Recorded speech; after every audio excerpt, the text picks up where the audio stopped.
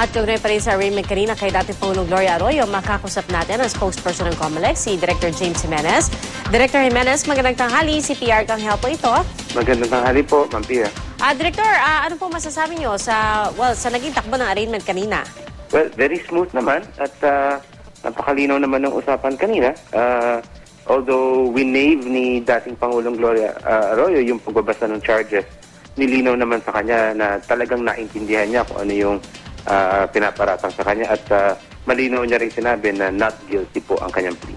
Director, kanina nakausap po namin si Atty. Topacio at sinabi nga niya na may bago raw na discovering ailment kaya dating Pangulong Arroyo, kaya nag-motion na rin sila para hilingin yung pagpapatuloy nila o pananatili nila sa Veterans Memorial Medical Center. Ano hong opinion o posisyon ng COMELEC dito?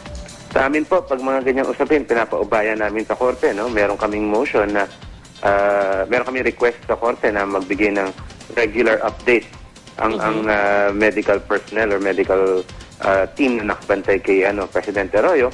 At kung sa tingin ng mga taong yun na kailangan talaga siyang manatili, I'm sure the court will decide properly. Basta sa amin, nailagay na namin yung aming motion na kung hindi naman siya kailangang manatili sa hospital, pwede na siyang lumabas. Pero may natanggap na po ba kayong bagong report tungkol dito nga sa panibagong ailment na na-discover kay Pangulong Arroyo? So far po, wala pa po. Okay. Pero, so wala naman ho kayong objection sakaling may magsabi nga nakakailangan niya ng additional medical treatment at monitoring? Kailangan lang po makita natin kaagad na sinisigundahan din yun ng mga doktor. Kung if the doctor say that it's necessary, then we'll leave it up to the court. Alright. And aside from this, Director Jimenez, meron ding hiling ang kampo ng dating Pangulo para makadalo siya dun sa burol ng kanyang brother-in-law. Ano hong masasabi niyo dito? Sa tingin ko po, mapag-uusapan din yan at as long as malinaw lang po talaga yung kanilang request, yung date, yung time, at ano yung mga kondisyon para doon sa, in essence, provisional liberty.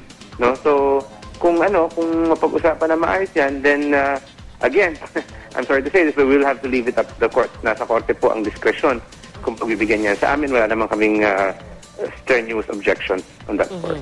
Alright, so umaasa ho kayo na tuloy-tuloy na ang paggulong ng paglilitis na ito, Director? Definitely po, definitely po. Alright, maraming salamat at magandang tanghali po, Atty. James Jimenez, tagapagsalita ng COMELEC.